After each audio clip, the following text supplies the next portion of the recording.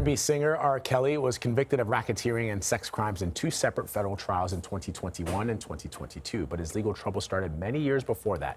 Way back in 2001, there was a sex tape that was leaked, and on that tape showed a 14-year-old girl. That girl's name was Reshona Landfair. She was also known as Jane Doe during one of R. Kelly's trials. She's now 41 years old, and Landfair spoke with Jerick Duncan in her first television interview about her new book, which is called Who's Watching Shorty, and what made her first want to speak out.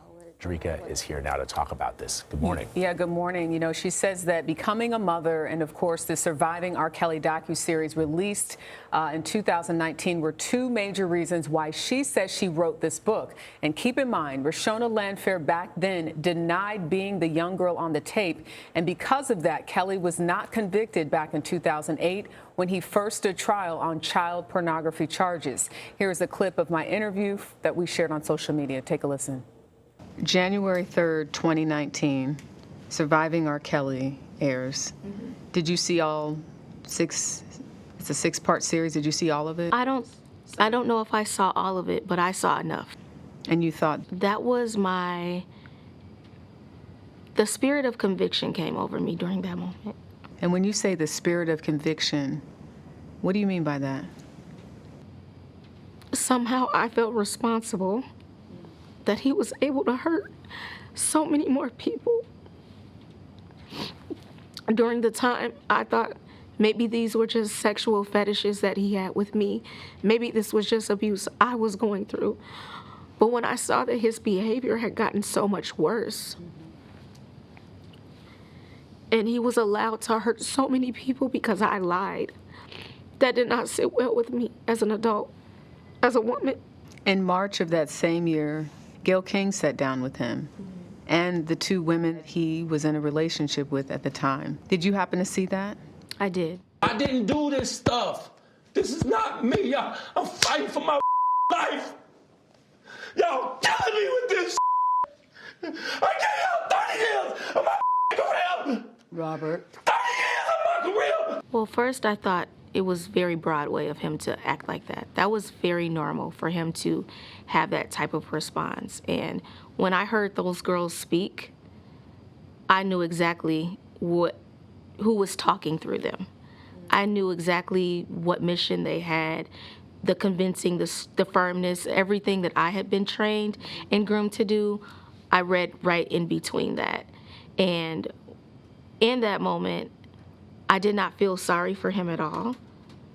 I felt like, you still don't get it. In her book, Who's Watching Shorty, she says that her aunt, R&B singer Sparkle, was someone who told her at one point to sit on R. Kelly's lap at around 12 years old and ask Kelly if he would be her godfather. Now, we reached out to Sparkle, who said she is relieved that Reshona is on her healing journey, but Sparkle also said this: any suggestion that I groomed, facilitated, or enabled harm to my niece is untrue and deeply painful. As for R. Kelly, who is currently serving sentences for two federal convictions, an attorney representing him told us they could not comment on specific allegations in the book without reading it, and the attorney added that Kelly wishes Reshona success and peace at all levels. There is so much in this book. Layers. And I think, you know, even when I sat down with him, we're going to post an extended clip on YouTube later today. But it's this idea that you were the person we were all sort of looking for come 2017, 18, when all these allegations start again. And that docu-series was so pivotal. You know, I remember being in this newsroom and saying, hey guys, there's a documentary coming out on Lifetime. And it was like, okay. And then the numbers spoke. Yeah. You know, 2 million, or I think it was like 1.2 million people tuned in, which was a big deal for Lifetime. And I think you saw the engagement online. This is a time sort of post the Me Too era, if you will, where people felt more comfortable speaking their truth, and the shame wasn't there in the same way, because as we were talking, as this clip was running, there's a certain level of acceptance historically. I always go back to history. I'm a study of history, and you have young women who have been with older men, and sometimes it's not a big deal, but in this case, when you look at the power dynamic and you look at the number of people who said that they also were abused by R. Kelly, there's something to be said, and this is her time now to share her story. I think one of the things that struck me is when she says that she watched that docu-series and then she began to wonder if she began to think about all the other young women who is alleged that R. Kelly sexually abused, and how it made her wonder and worry that maybe she was a catalyst in some way for that by not coming forward back in 2001. That's right, because I mean, the video is leaked. What also is very interesting, Vlad and Chanel, is that he apparently tells Reshona, let's just tell your parents that we're in love. I know this sounds crazy. She writes about it in the book, and apparently, according to her, arranged a hotel meeting.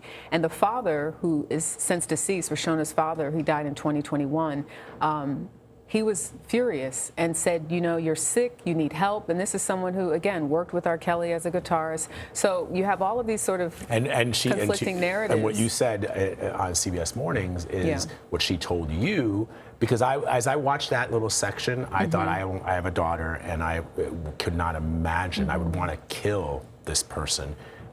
And she said, I had to convince my father not to go to the authorities, and I did that by telling him I might kill myself. I did that by saying all sorts of terrible things, which if your daughter or somebody you love says they're going to take their own life if you do something, now you're stuck between a rock and a hard place. Should you go to the authorities, report this individual, or...